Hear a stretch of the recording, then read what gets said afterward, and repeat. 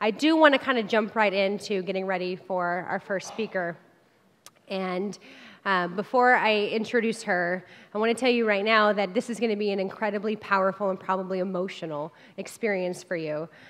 So for that reason, we have people with tissues. If you need one, raise your hand during her talk. And then we also have some incredible healers and coaches that are in here that are here to support you if you are feeling like you just need to release some emotion or needing someone to hug you or someone to just give you some positive energy or just listen to you talk, then please let us know. Amber Jane and Coco and Michelle and really I think all of our speaker panel, Rachel Rosen. Can those people stand up really quick and wave? Yeah, thank you. Stand. And there's some in the back as well. And I think we'll scatter a little bit so they're available to you, okay? So I'm not going to read Annabelle's bio, because I don't think that's going to do Annabelle justice. I'm going to tell you a little bit about Annabelle's story from my perspective, and you can definitely chime in, of course. And then we're going to bring Annabelle on the stage via live streaming from the UK. Annabelle, I met Annabelle at an event, Jaya's event actually, last March of 2017, and she was just healing and getting through recovering from stage 4 ovarian cancer. And she is an incredibly beautiful soul. If you've been blessed to know her, she's an unbelievable bright light. And her mission and message after she went through cancer is to teach women how to make their one life count every single day. And she truly does that. When we decided to do Spark this year, of course, Annabelle's got to be on the stage again, and she said yes. She just got through being recovered from her second diagnosis of ovarian cancer, so there's 2 there, and was free and clear and cancer-free, and said yes, I will absolutely come to Spark Portland. About a month later, she got the news that the cancer was back, and stage 4 ovarian cancer. Now, Annabelle has been now through chemotherapy twice and was exhausted from trying to fight from her life, exhausted. And her husband, Michael, decided together that they no longer wanted to fight, and they wanted to live. They wanted to live together, and they gave Annabelle maybe 6 months to live. About a month ago, she got very sick. It progressed a lot quicker than she anticipated, and they gave her weeks to live. And she has been since grabbing life with both hands and making one life count. And when I said, you'll be there in spirit at Spark Portland, you don't have to come, don't worry about coming. And she said, I don't think you understand. My final message needs to be from that Spark stage. So I'm already crying. What you are in for today is an incredibly special and honoring experience because Annabelle's ripples of effect that she has touched are all over this world. And this is going to be something you will never forget. With that being said, I think we need to play the song that Annabelle chose. Annabelle Fisher. Annabelle. You can be amazing, you can turn a phrase into a weapon or a drug. You can be the outcast, to be the backlash of somebody's lack of love. Or you can start speaking up. Nothing's gonna hurt you the way the words do when they settle near your skin. Kept on the inside and no sunlight, sometimes a shadow wins. But I wonder what would happen if you say what you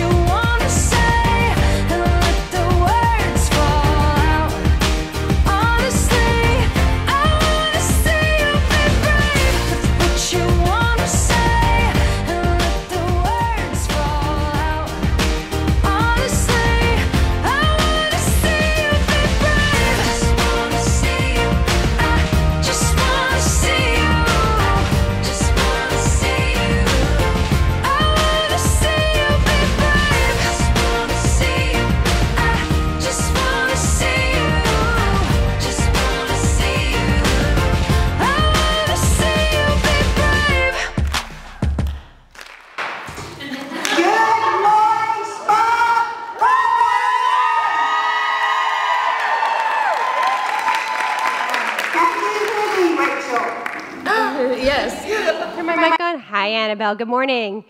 Good morning, can you hear me? Yes, we can hear you loud and clear. And you have a... Good morning, sparklers.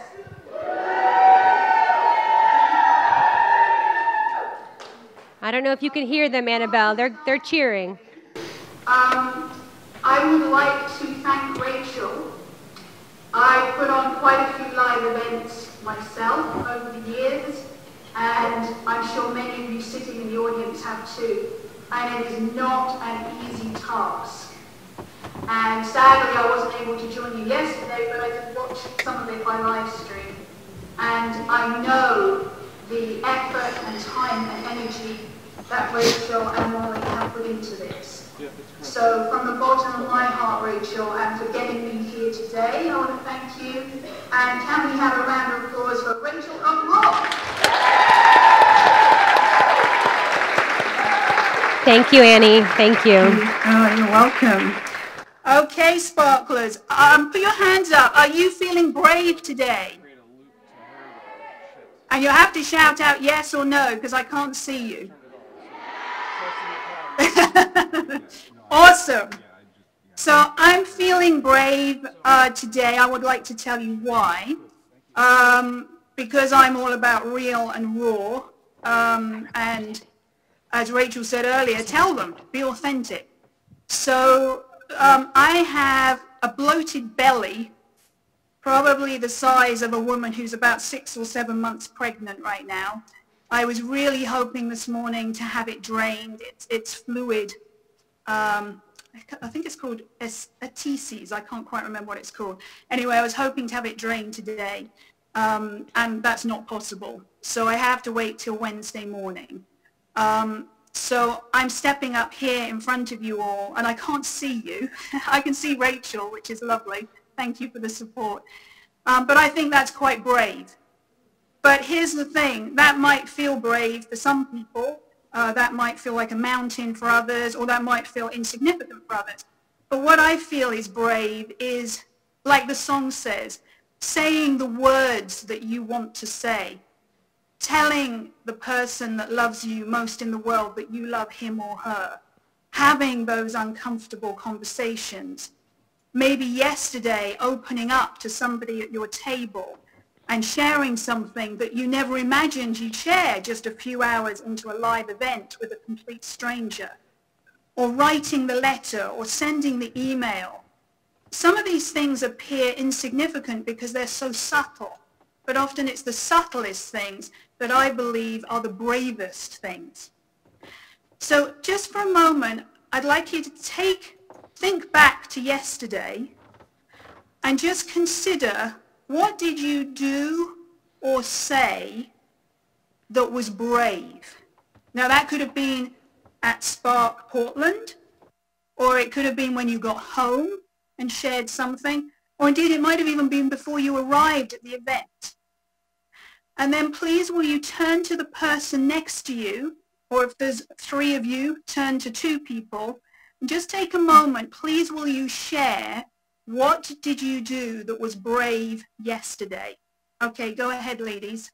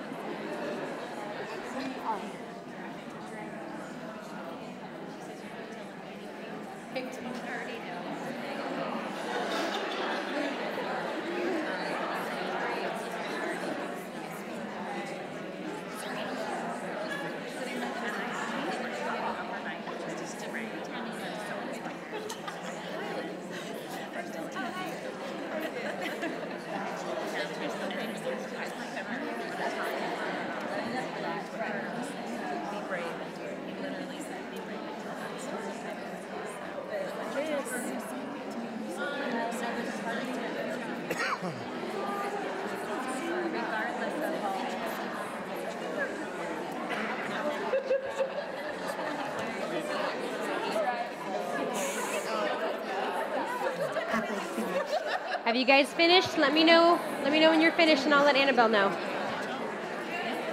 I think we're good. We're good. Great. So would anybody care to share? Ladies. So just put your hand up, ask for the mic, and feel free to be brave and share how you believe you were brave yesterday. Molly, can you take the mic over there, please, behind you? Thank you. Did you put it on mute? Okay, sorry. Test. I felt very brave being able to verbally share my truth story yesterday. It was one thing to write it down. It was quite another to verbalize it and to someone else. Fantastic. And who was that, Rachel? Name? Jocelyn Mozak. Jocelyn. Her name's Jocelyn. Jocelyn. Thank you, Jocelyn, love. Is there anyone else that's being brave like Jocelyn? Here in the back. Make sure you say your name, guys, so she can know who she's talking to. Mary Lou Rodriguez. And yesterday, I bared my soul. She bared her soul yesterday. And it was Mary Lou. Mary Lou, yeah. Thank you, Mary Lou. And she was amazing. Anybody else? Thank you. Hi, I'm Christine, and I speak for a living. I teach people about happiness and the science behind happiness, neuroscience. And at one of my more recent events, somebody came up to me and said, well, it's really easy for you to be happy. Look at you. You're successful. You own a financial planning business. You've been married 35 years. Your kids are cute. Even your dogs are cute. And it occurred to me that this person had no idea who I was or where I've come from. They didn't know my why. And so last night, when I woke up in the middle of the night, I decided that I was going to start sharing my why. And it's, you know, it's full of all kinds of emotion, obviously, and things that I keep hidden so that you guys see this perfect little image, right? But I do what I do because I come from great adversity. And I need to share that so people can relate, because they don't relate to the same level if they don't have a connection with you. So that was my big aha. Ah, that's beautiful. Fantastic. Very brave. Thank you, ladies. What I'm hearing from our brave volunteers just then who shared is that you are making your one life count. And this is the message that Rachel, I believe, would like me to talk about today. But Real life, I love it. Sorry. Hang on. Oh, my dad's on. Sorry, the phone just rang. My dad's obviously answered it somewhere else. I want to share my message of making my one life count. I heard Rachel's introduction. I don't feel any pressure whatsoever right now, Rachel, after you introduced me in that way. I hope that what you hear today will, rather than deplete you or stress you out, will actually inspire you and motivate you.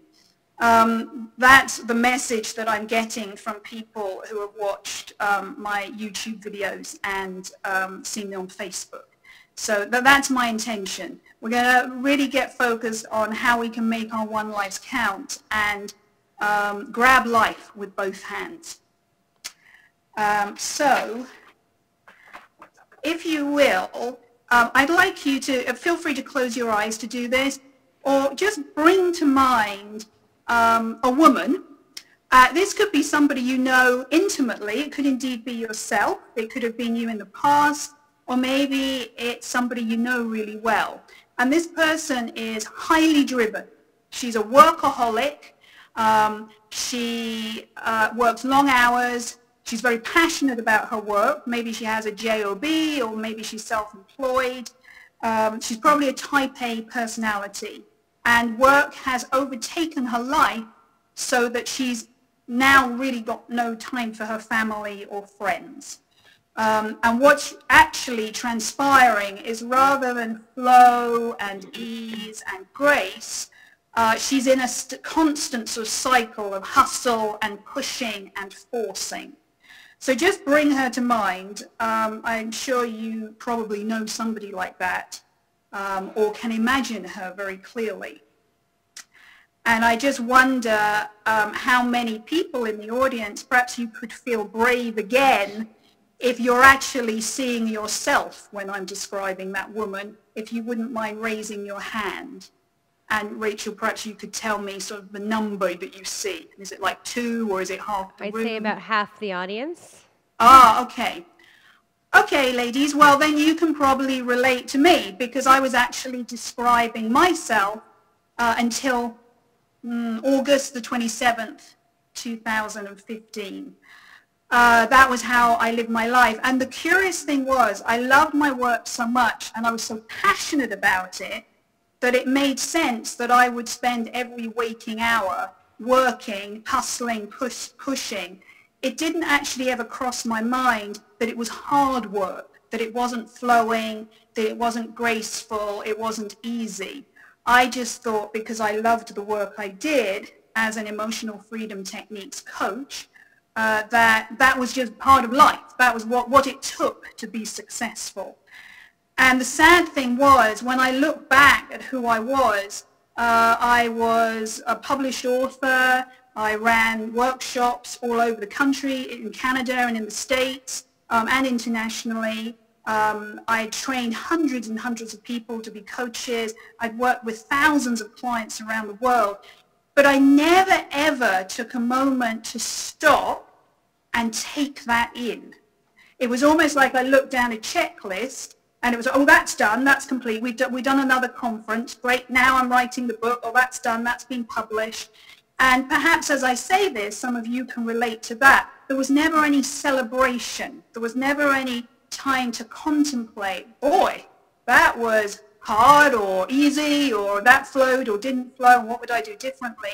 We just sort of rolled into the next thing quickly. And there certainly wasn't any celebration or pausing for what an amazing job I'd done. So that's why on the 27th of August 2015, when I was diagnosed totally out of the blue, with stage 4 ovarian cancer, which had spread into 10 of my organs, and I hadn't even noticed, I was not surprised. So yes, I was shocked, but I was not surprised. So what followed was pretty much, as Rachel said in her introduction, a roller coaster of chemotherapies, months and months of chemo, an 11-hour surgery out of my province of British Columbia. I flew to Alberta. It was a very pioneering, high-risk surgery.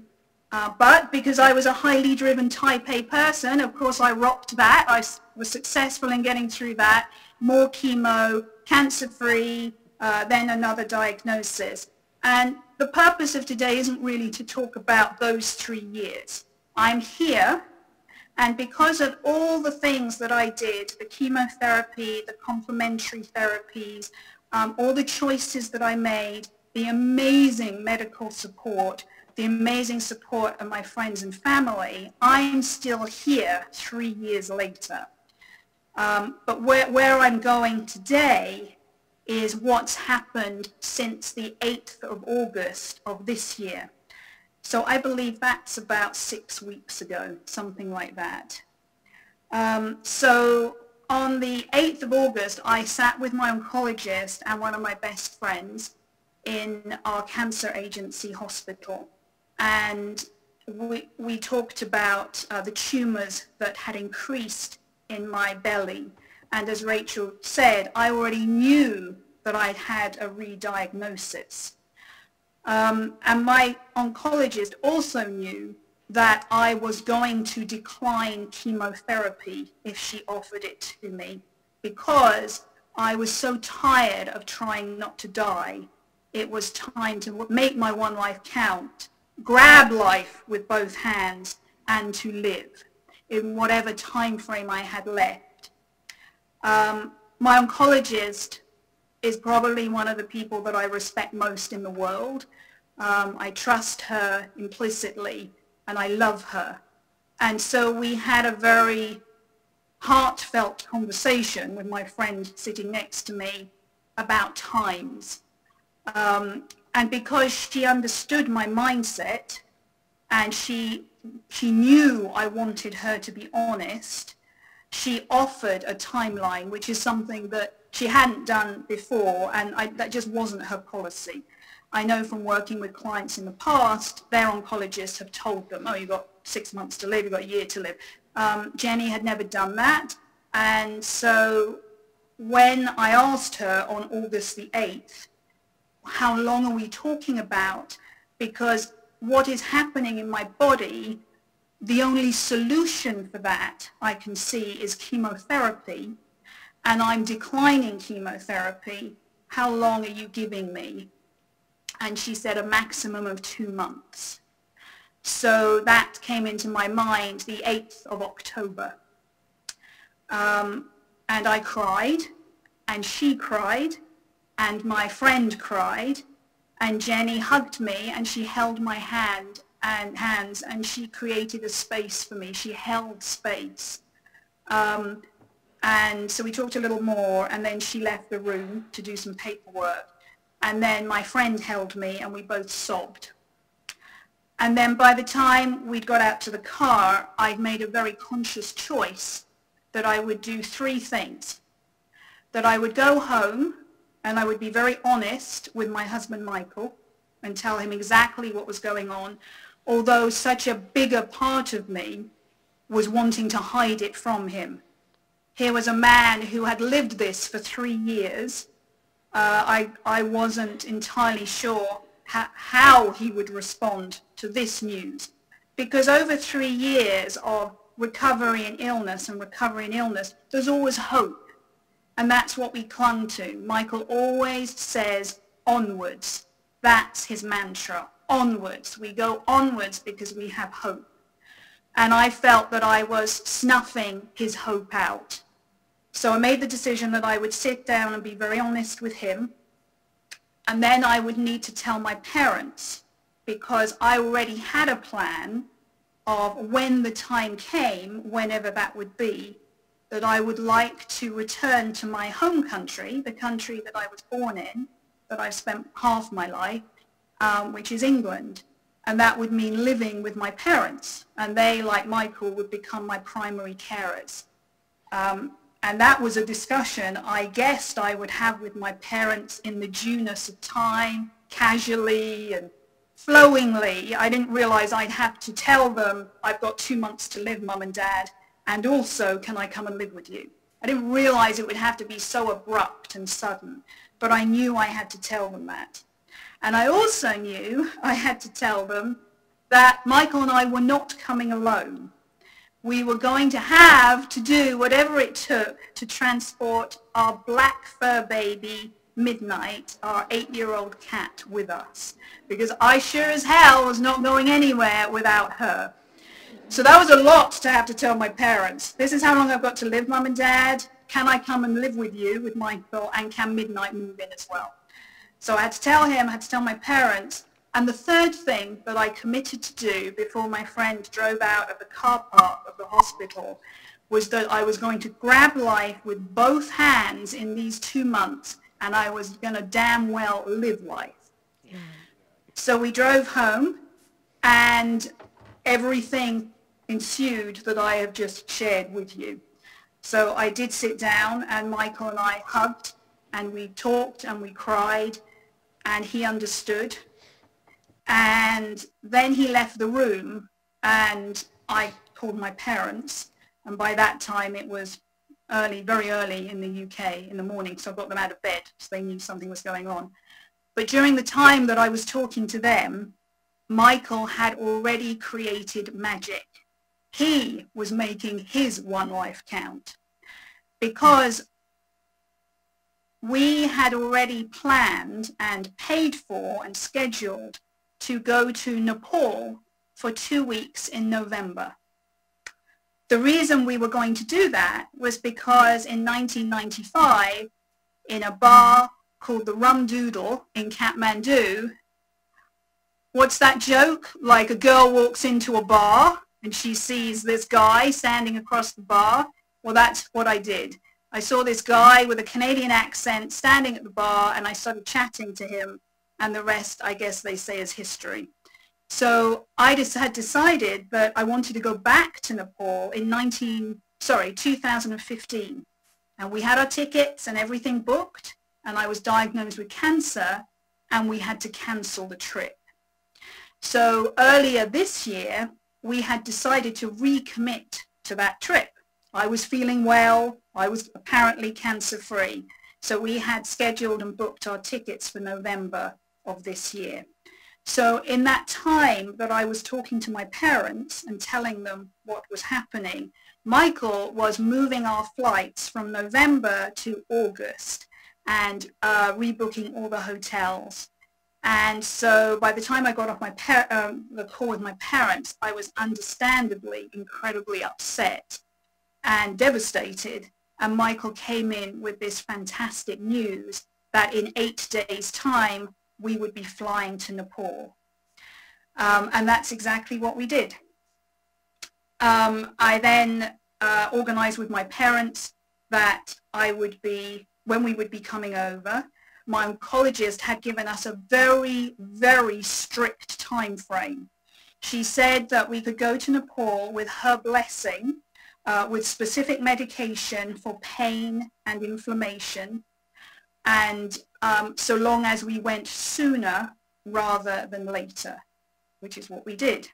She also said with her blessing we could go to the UK so long as it was in a 5-week, beg your pardon, time frame. So that's what we did. We scheduled our flights for 5 weeks. So back to that evening.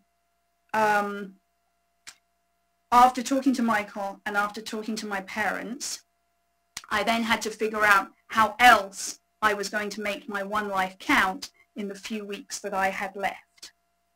So before I tell you what I did, I'm curious to know if you had to grab your life with both hands and make it count in 2 months, what would you do?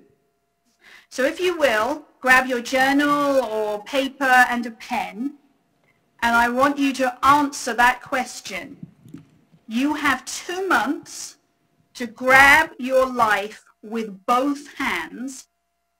What are you going to do? So I'll give you a few moments to do that. Oh, no.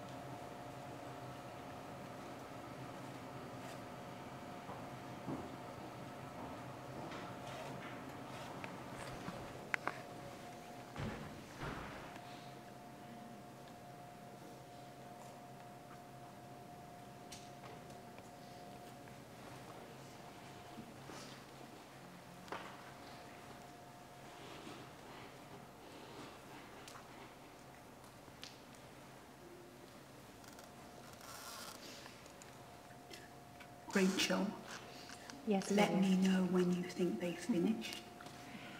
Okay. They're giggling at us. They can hear us.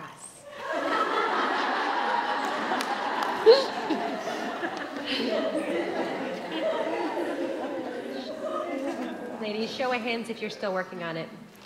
All right, I think most everybody is done, so maybe 30 more seconds.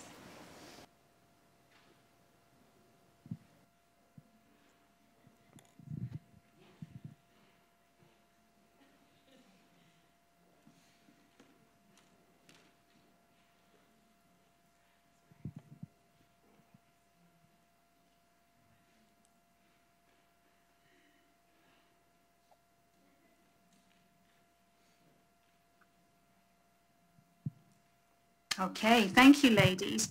So as you look down at your list, now you may have written 2 or 3 things, or maybe you were quite speedy and you wrote like 15 or something. There's no right or wrong, but I'm curious, if we go back to thinking about the woman I described earlier, and of course I was describing myself, but apparently maybe about half the room could relate to that, and sort of I was describing you as well. Just take a look down your list. How many of those things that you've listed are work related? Now, I'm not saying that from a place of judgment. I'm wanting you to be curious and aware of what you've listed.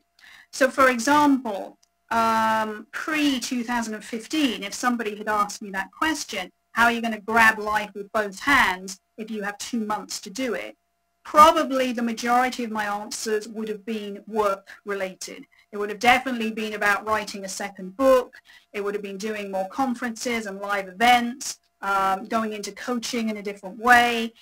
There may have been a few answers around friends and family.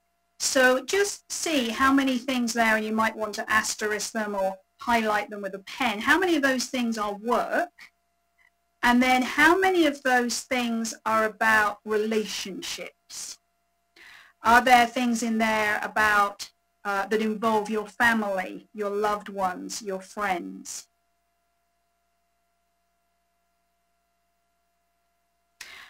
And then as you look down the list, you may not have any work-related things in there, or you may have only work-related things. But what does it feel like to look at this list? So are you feeling scared? Are you feeling empowered? Are you noticing a pattern? Like Annabel Fisher pre-2015, I have probably thought, oh, it's all work, but that's great because I love my work and I'm passionate about it. But maybe post-2015, I would have more friends, family-oriented things written in there. So just observe how you're feeling as you look at this list.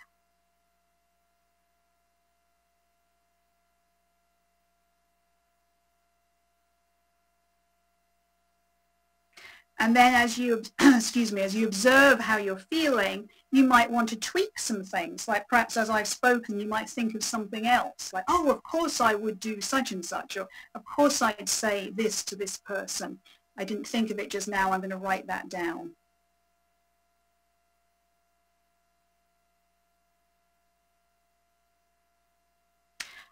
So if I may, I'd like to share my experience, because actually knowing, or learning, I should say, on the 8th of August that I had 2 months to live, I saw as an immense privilege.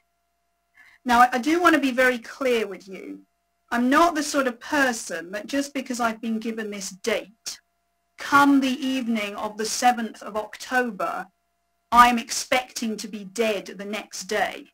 That's not how I roll. But I do have immense respect for my oncologist, as I shared with you. And so I listened and I heard what she said and I took it all in. But I also am open to all sorts of possibilities.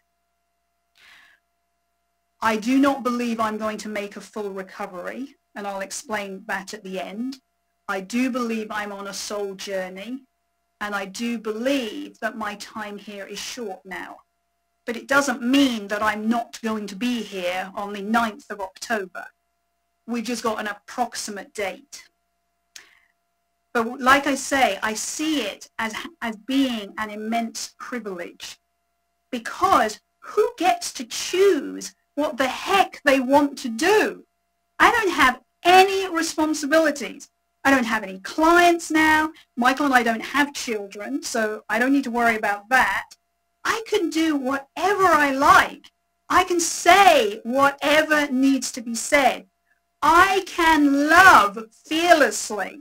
I've told Rachel O'Rourke 100 times how much I love her. And I'm going to say it again. I love you, Rachel. I can say these things. I can do these things fearlessly, because in the back of my mind, it doesn't matter. And yet when we're living life and we think we're just going on day to day, year after year, for some reason it seems to limit and restrict us. And I have been more fearless in the last 6 weeks or so than the previous 46 years. So here's a few of the things that I've done. But boy, I tell you, I've done hundreds. You'd be here all day if I was telling you. So I've made it a little shorter. I first of all told the people who I'm closest to. Now, I feel very blessed because I have local friends in Canada, but most of my best friends actually are not local. So that meant I had to get on Skype or FaceTime, and I had to talk to them face to face. And that took a lot of energy. So I scheduled when I was going to do that and with whom. That was very important to me. And then I delegated. So I told a friend, now I've told you, would you mind telling our mutual friend this? So otherwise I would still be here now telling people. But that felt very empowering, to be able to tell the people I chose to tell, and then to say, please, over to you. So never underestimate how much people want to help you. And I'm not just suggesting in this situation, any time. Because when I told my friends, their immediate response, without question and without exception, was, what can I do to help you, Annie? What can I do for you? So then it was an easy answer. Sometimes it was, well, I'd like a hypnotherapy session, please. Or it was, can you come and cook me dinner? Or it was, can you tell our mutual friend so-and-so? And then Michael and I flew to Nepal, and we grabbed life with both hands, and we had the most amazing, how can I say, like circle concluding time. I felt like we started our journey, we met in Nepal in 1995, and we'd been back several times since, but I hadn't been back for, oh goodness, about 18 years. So we came full circle, we returned. It felt very sacred that we did that while I was still here, and well enough to do it, because there's no way I could do it right now. So, and actually I've deteriorated quite a lot in the last 3 weeks. And we did it when I was well enough to walk with my walker, and run away from some monkeys, and be stared at by the children with my walker, and meet our beautiful friends who owned a chai store near where we lived when we used to teach English there. And we left them as teenagers, and we reconnected with them as adults who have their own partners and children. We also organized, as I said, my flight back to the UK with Michael. And we also, thanks to my dear friends Molly and Rachel, creating a GoFundMe campaign, we managed to fly Midnight, our cat, here, and she is here with us now. So that was another thing that I did. That took quite a lot of administration and planning, but I had the energy for it because I was making my one life count. I wasn't going to go anywhere without Midnight, so I was very focused on achieving that. We had a massive garage yard sale when we got back from Nepal, and I pretty much sold everything I owned, and it was very humbling. When we got on the plane, Michael had a very small suitcase, and I had 3 larger suitcases. That was my life, squished into 3 suitcases, because friends had helped me sell either on Facebook Marketplace or in our yard sale all my worldly wares. And it felt very freeing as well. It was wonderful to declutter. But we got on the plane with the 3 suitcases for me. That was humbling.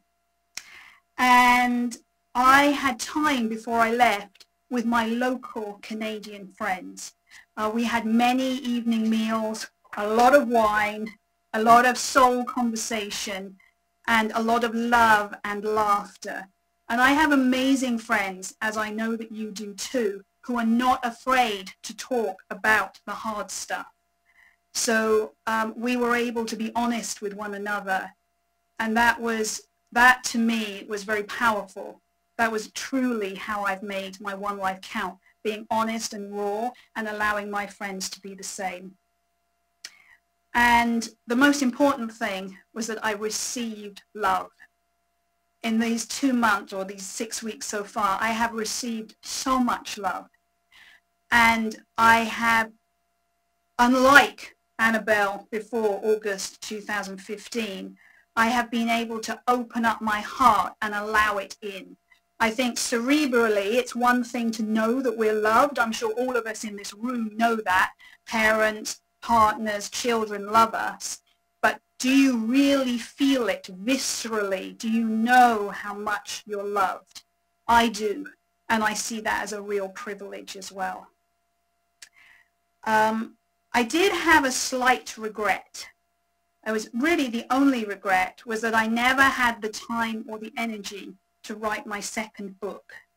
So I decided to make my one life count, and I started doing YouTube videos sharing my journey and posting on Facebook, which I hadn't done for a long time. And that has felt very important to me and has created so much connection. And that has meant that I have received even more love and that I can love as well. So what I'd like to share as we sort of start to wrap up now is I had no real plan when I decided to make my one life count, and there would be 8 weeks to do that. I decided I wanted to share and be open with people on social media, but I'm not into Twitter and Instagram and all that stuff. It was just YouTube and Facebook. So I was myself. And do you know, because I've only got this amount of time left, it was really easy to be myself. All those years of wearing a mask and trying to be someone and people pleasing and worrying about what people think, none of that is important now. I'm real and I'm honest, and I know that I'm loved. And what I realized was I'm not creating any great waves here being myself. But what I am learning is we have no clue, not one freaking clue, the difference that we are making in others' lives. And it's not for us to determine that either. So it doesn't have to be massive and big and bold.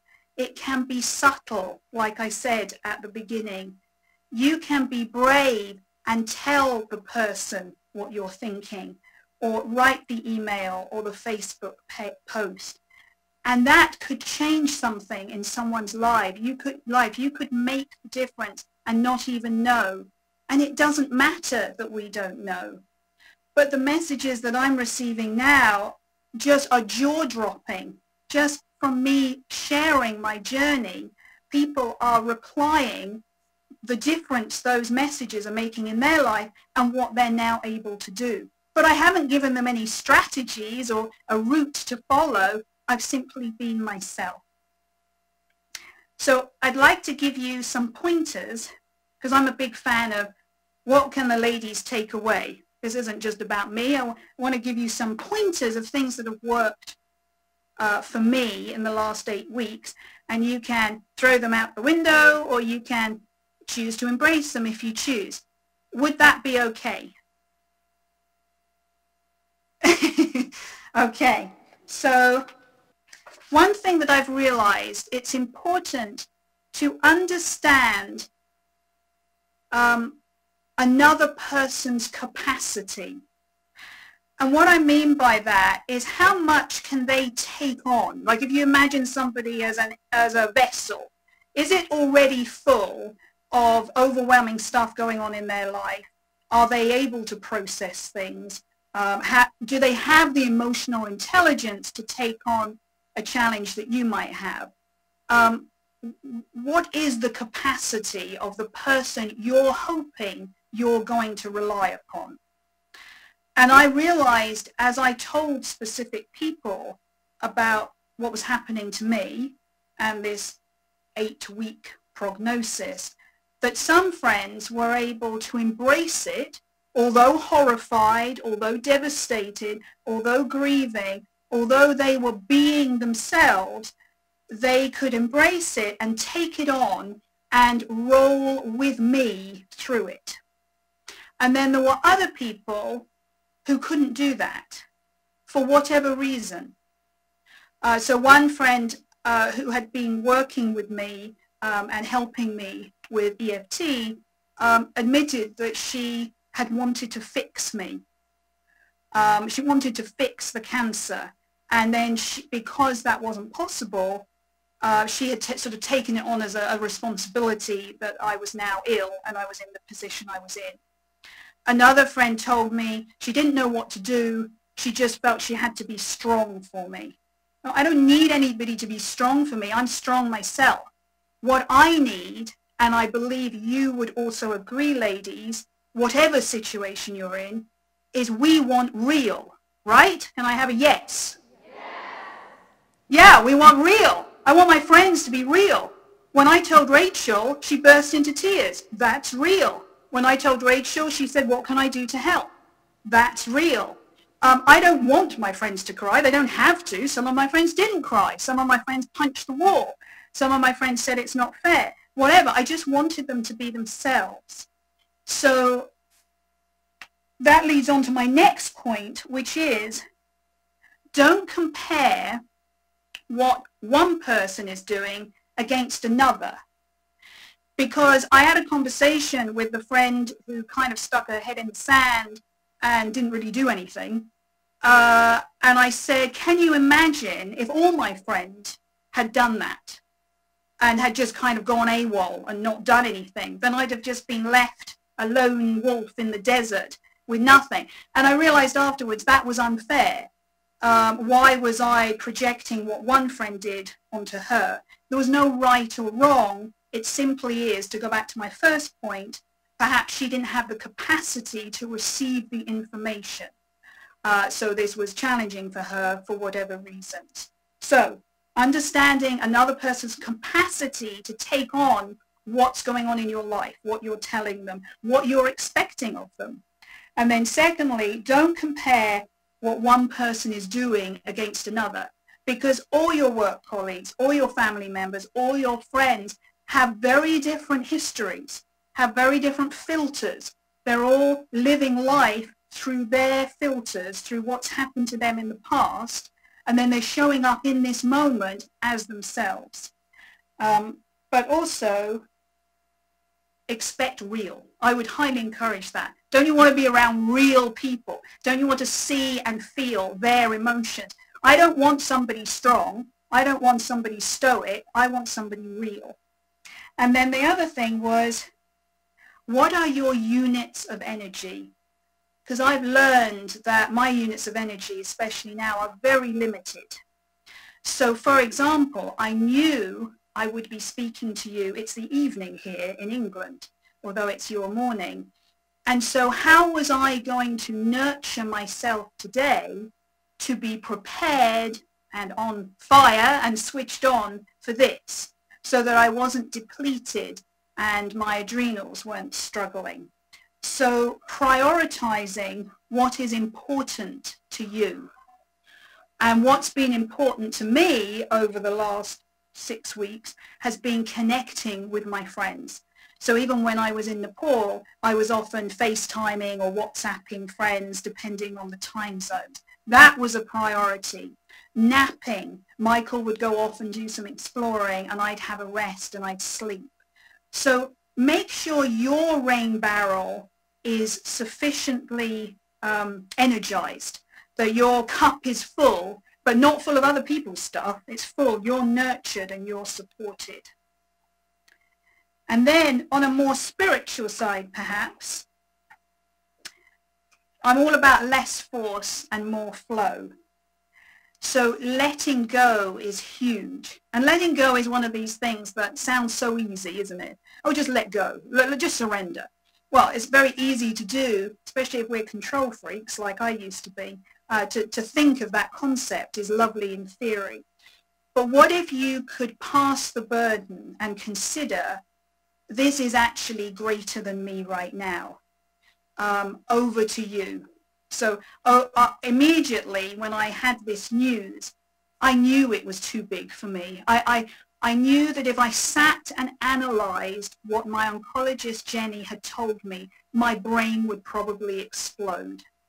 So by the time my friend had driven me home in the afternoon of August the 8th, I had passed it over to a higher power, because that allowed me to focus on the things that I could do something about, like phoning my friends, talking to Michael, loving Midnight even more, and getting her to the UK.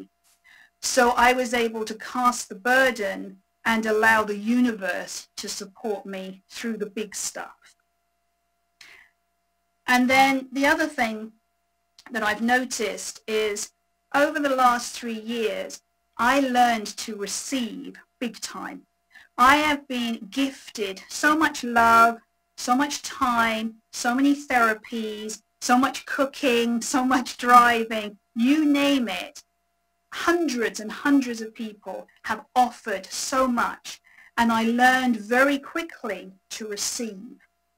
It was something that I sort of slid into. It was an automatic thing. And please know, I'm an only child. I was a lone wolf until August 2015.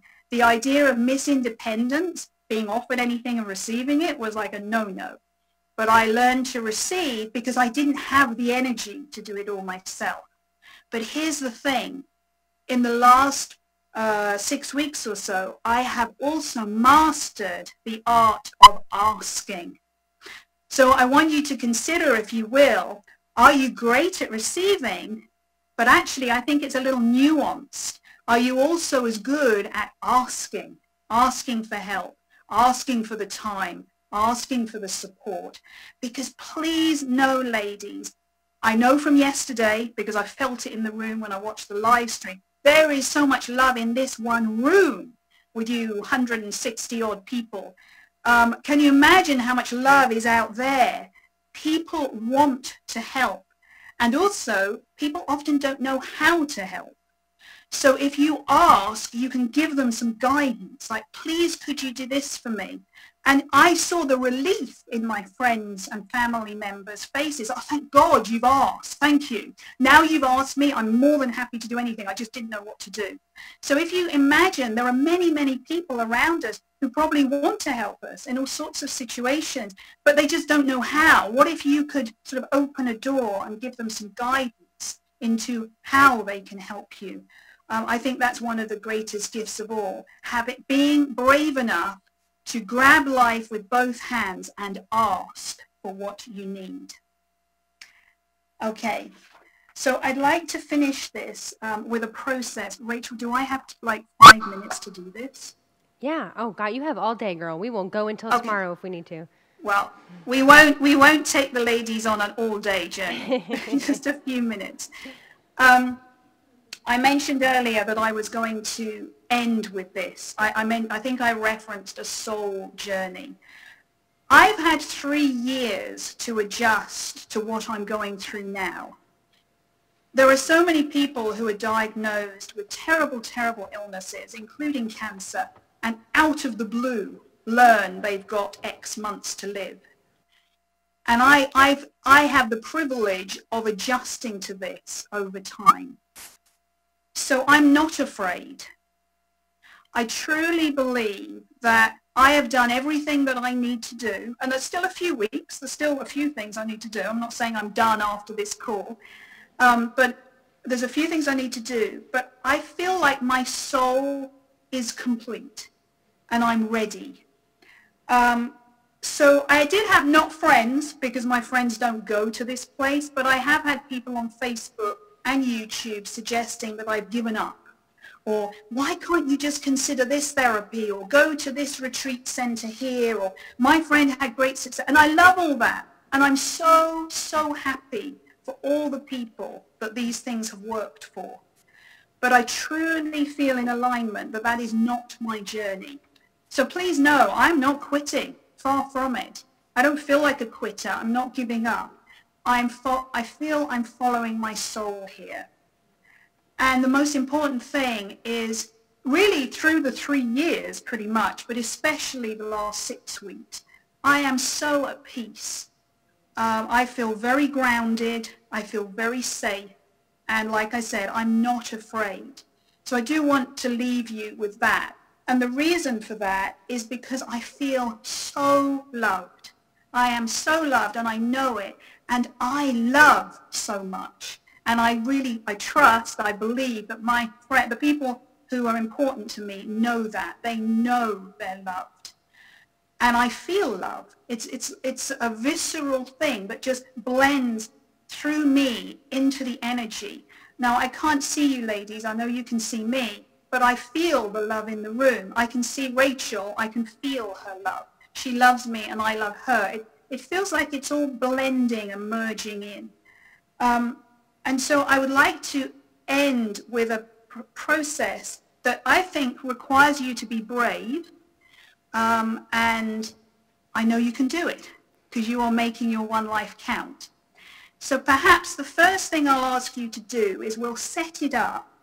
Now, I'm guessing you may be sitting on tables with people you now know. Oh, not tables. No, it's like a theater. Theaters.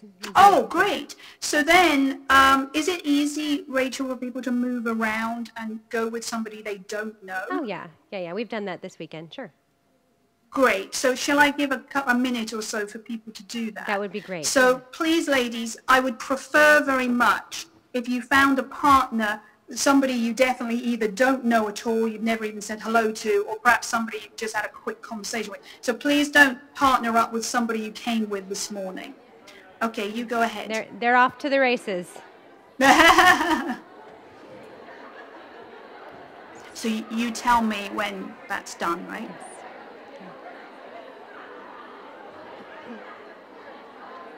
Annabelle, is this when we are going to play the second song?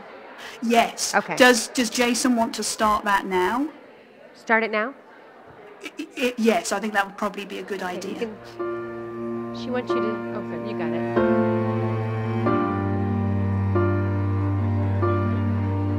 And then, Rachel, when I give the next instruction, if he turns it. Yes.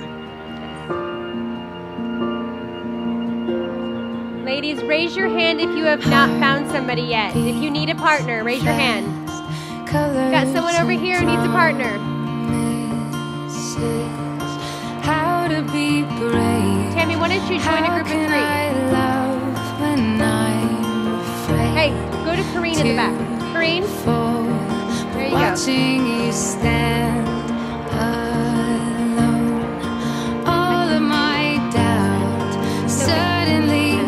When she starts talking,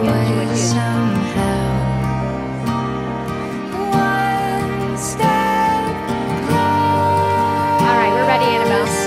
All right, ladies.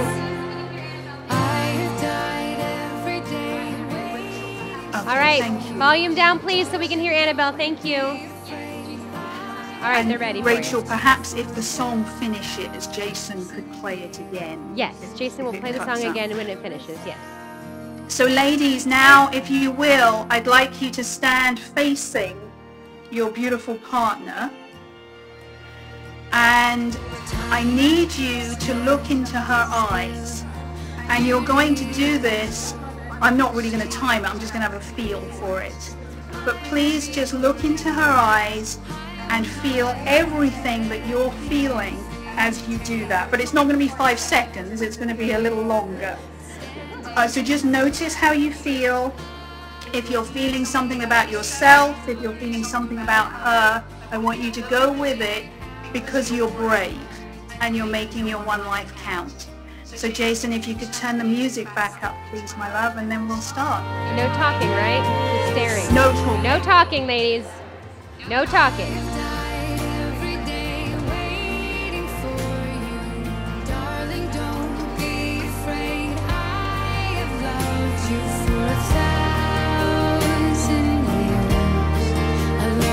No words, ladies. Just stare. No words.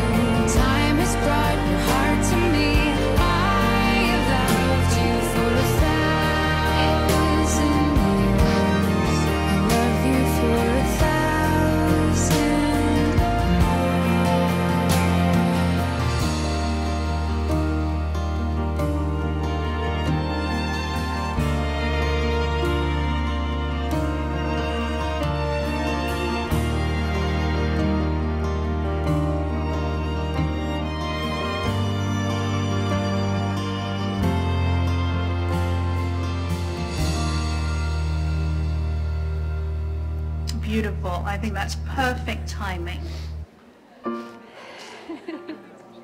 Okay, so ladies, when you're ready, please thank your partner and return to the seat you were in.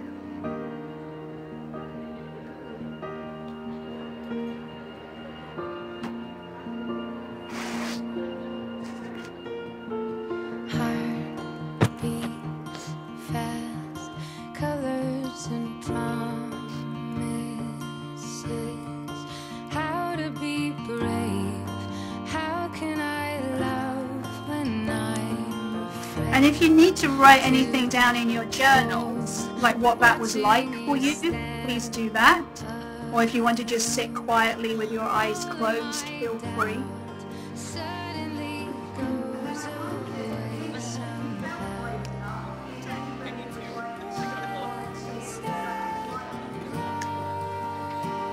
And then I wondered if you felt brave enough, if anybody would like to volunteer what that was like for them. Molly, you got the mic?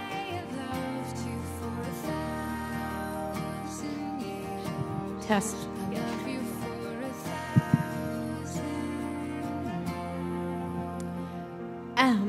I think for me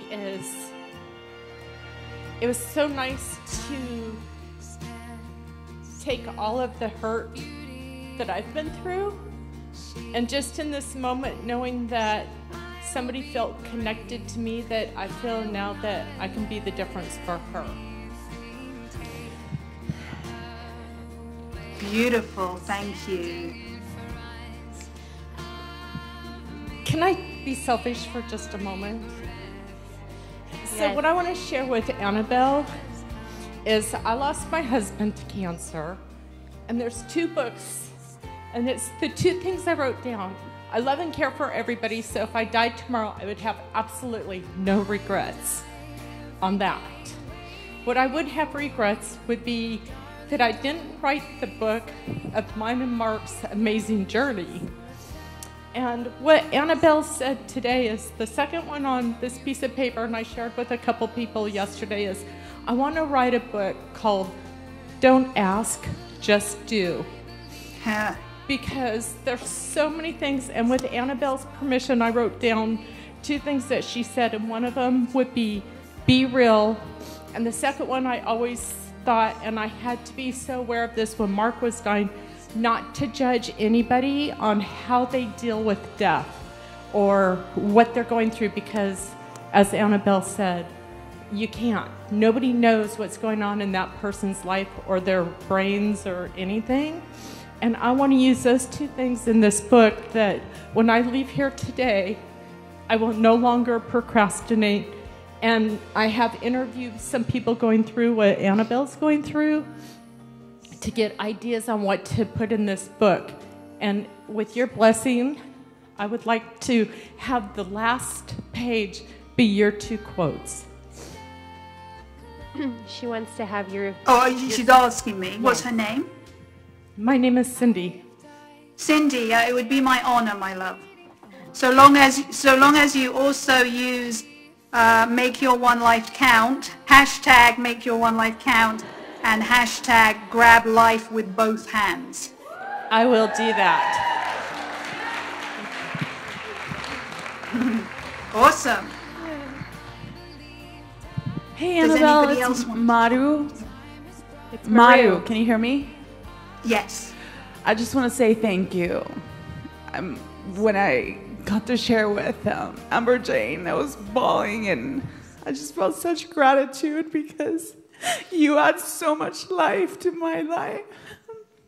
And I can't tell you how brave we are and how you are. And I just wanted to thank you for being such an inspiration. I feel so grateful to be here today and to witness you in your full life. You have no idea how much life you're adding back to my years and to all of us. So thank you so much. I love you, and we're always connected.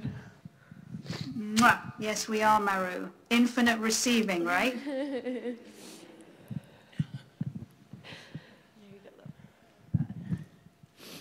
Annabelle, it's Michelle. Can you hear me? I can. I just want to thank you because since I met you last year, you've opened up my soul in a way that I never thought I could share with people. And I'm looking into the eyes of a complete stranger, and I had pride and happiness and just peace knowing you and sharing the journey of meeting you.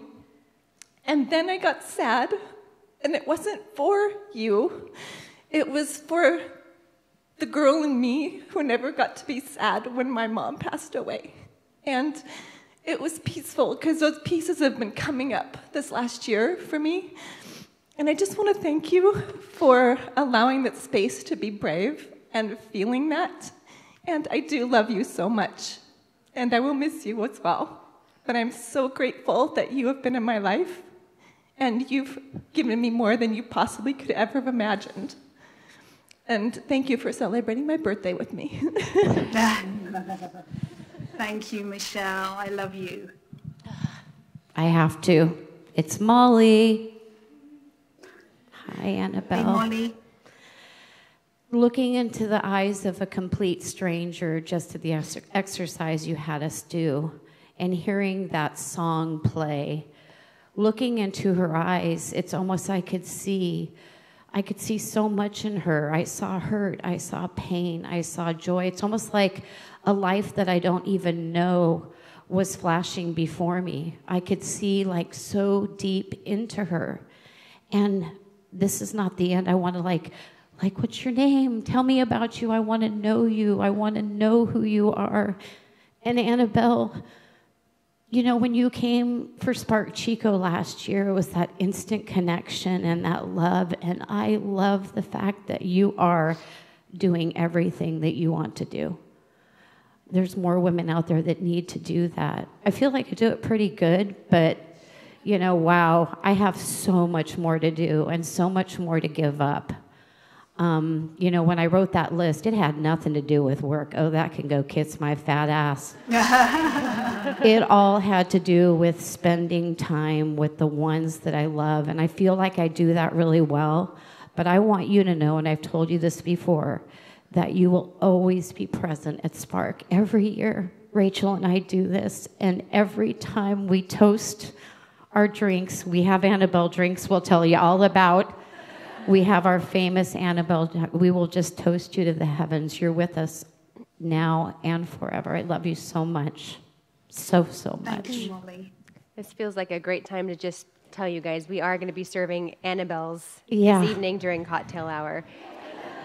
Is it okay if we wake you up in the middle of the night and you could toast with us? Well, I don't know about that, Molly, but I will let you into a secret. But Michael, after I finish in a minute, bearing in mind, ladies, remember this is the evening in the UK, it's not mid-morning, he is going to make me an Annabelle cocktail. Yes. Which is Molly, Michelle, and Rachel's concoction. It is, and we love it. Yes. You know, I So could just keep calling you Rachel, until you pick like up. that's a good time to close, unless somebody else Is would there like to anybody share. else? Oh my gosh. We got a There's couple. We got a every couple hand people. is raised in this place. Oh yeah, please go ahead. Hi, Annabelle, it's Coco. How are Hi, you? Coco. Hi. I'm going to keep mine brief, but straight to the point. Thank you for showing me, us, how to be brave and how to embrace this life and cherish it for what it really is meant to be. And that is to love.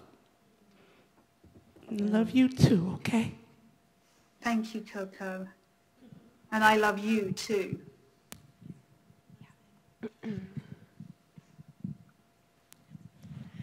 Hello, Annabelle. My name's Amanda. Little known fact, I have cancer.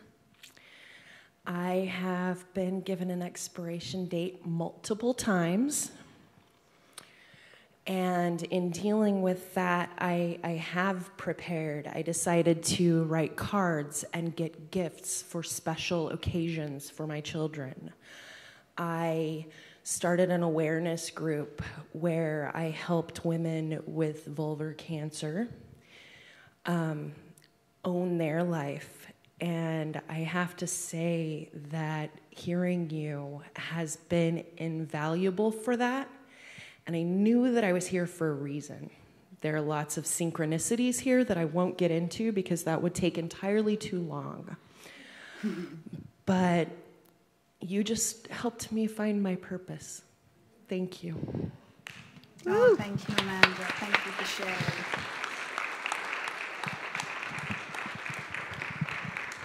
Hi, Annabelle. It's Rachel Rosen. Hi, Rachel. I just wanted to say something very brief.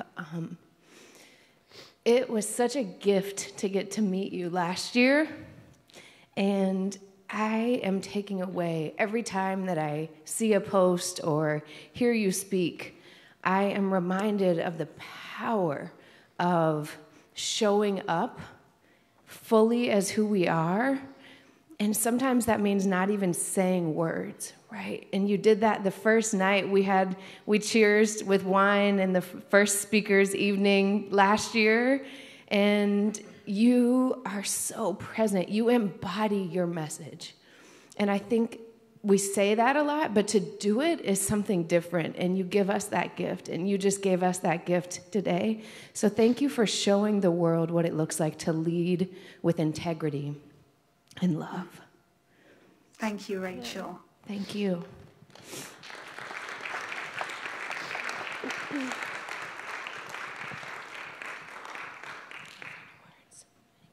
I think we're ready, Annabelle. Okay, so I want to thank you, ladies, and thank you, Rachel, for giving me the time and for making it possible to be part of Spark Portland. I knew I could do it. I didn't think it would be in person, but I hoped it would be. But I'm here and I feel like I'm there. ladies, if you'd like to follow my journey, you can go to my YouTube channel. It's just annabelfisher.com is my website, and it now goes into the YouTube channel. And also, please friend me on Facebook if you haven't, and see what I'm up to. And if I could say one last thing, I guess, to summarize everything, and I think some of you have mentioned it in the comments you just said, is be fearless. Don't be afraid to be brave.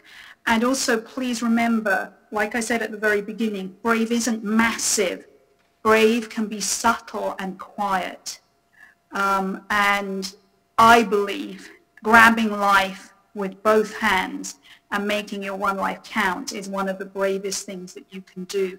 And not just for yourself, but for those who love you, your friends and your family, and for those who, as I said, you won't even know the difference you're making in their lives.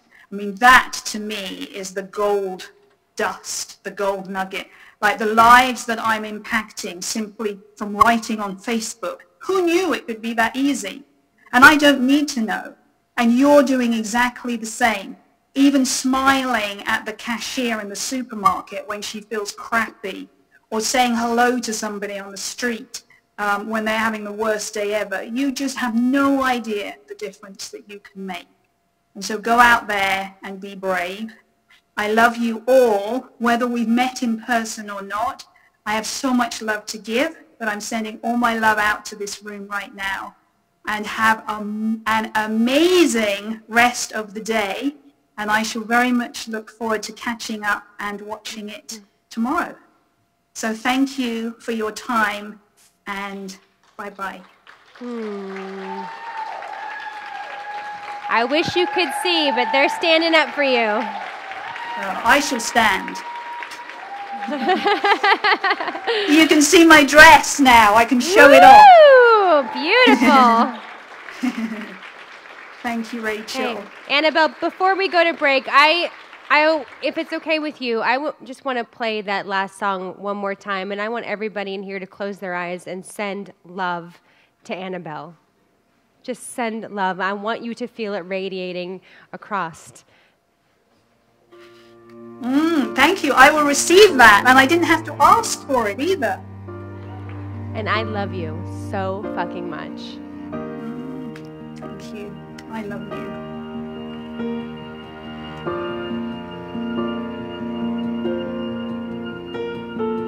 Heart beats fast, colors and promises. How to be brave?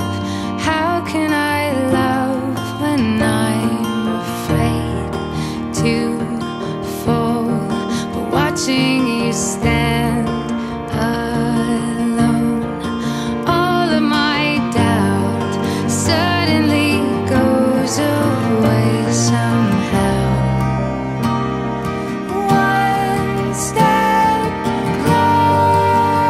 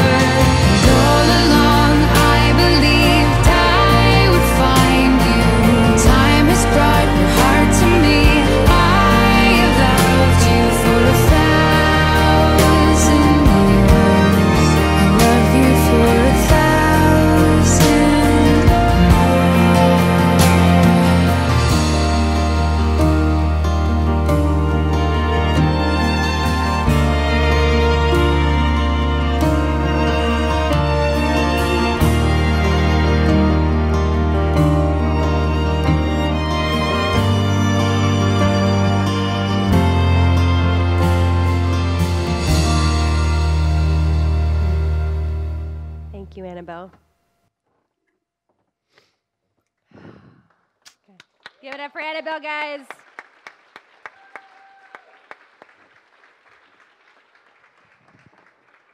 All right, we're going to take a nice little break. Oh, Lord.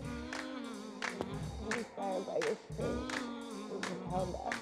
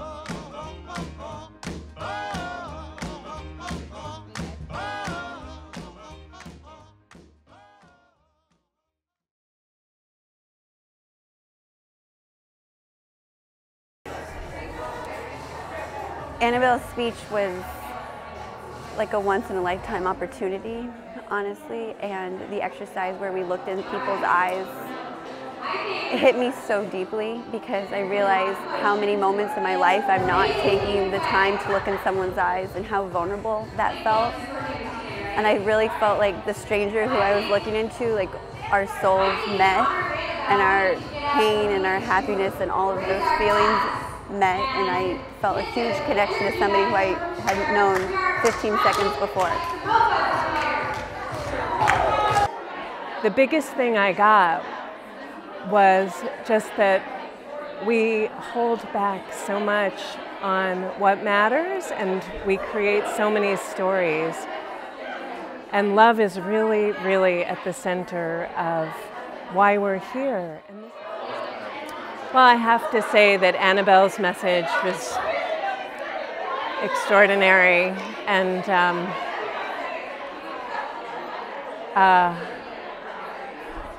what are we waiting for? Thanks. All right, thank you. I wanted to share some quotes that a lot of, like, that I pulled, like statements that some of the speakers shared. And so, like, one of the things that really struck me was in Annabelle's talk was she said when she you know, life became really important and the days were numbered, that she went from sharing strategy and all this heady stuff of how to, which is a lot of what we're taught in business, is to kind of give people solutions so then we become valuable and then they want to work with us. And then she just kind of, she dropped that and started sharing herself. And so she said, I haven't even given them strategies, I have just given them myself. And I thought that was so powerful. And she talked a lot about being real, and I was thinking that this is the first time I stood on stage and I was really vulnerable about sharing my story and giving them myself. And then after I got off the stage, I was like, oh, I didn't tell them anything about what I do, which was cool because then multiple people came up to me and were curious about what I did. And so it was that effortlessness that... It's interesting because when you're up on stage and when you're going through the motions of getting like the event and having all the speakers, you don't 100% know how the audience is reacting. and what they're processing. And you can ask them questions, but you never know what's going on in their heart and their soul and their mind. And what just happened this evening, the event has ended, and I get to have these moments, and I know you do as well, where we get to talk one-on-one, and people come up and they share how this affected them and why they're here. And I've had a couple of people say that this event has saved their life, like saved their life. And I mean, man, if you could impact one person, in an entire crowd, and it actually saves their life, then it is so worth it. 6 months of work is so worth it to save one person. But you know what? There's so many people. I know, just looking into the eyes of these women, I know that so many women were changed. Yeah. So many women are going to do something with this knowledge that they've learned, and they're going to make an impact, whether it's in their own life or in their family, in their community, in the world. It's like we are all now tied together energetically. You can be amazing, you can turn a phrase into a weapon or a drug. You can be the outcast.